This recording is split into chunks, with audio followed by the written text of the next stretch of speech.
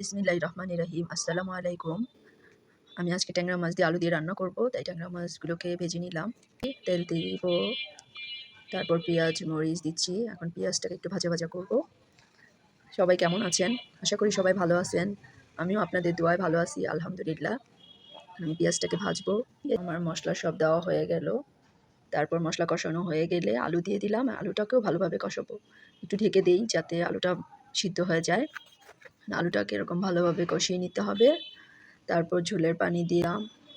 তরকারি ঝোলটা বলক আসা পর্যন্ত অপেক্ষা করব। এই যে বলক এসে গেছে, এখন মাছগুলো সব দিয়ে দিব। মাছগুলো সব দেওয়া হয়ে গেলে চুলার আঁচটা কমায় দিয়ে ঢেকে দিব।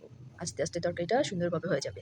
মাছ দিয়ে আলু দিয়ে রান্না করা তরকারি আমার কেমন হলো সবাই কমেন্টস করে জানাবেন। এখন ভাজা জিরার গুঁড়ো উপরে ছিটিয়ে দিলাম। আমার ভিডিওটি কেমন হলো, ভালো লাগলে সবাই লাইক দিবেন, শেয়ার করবেন, সাবস্ক্রাইব করেন, ফলো দিয়েন। সবাইকে আল্লাহ হাফেজ।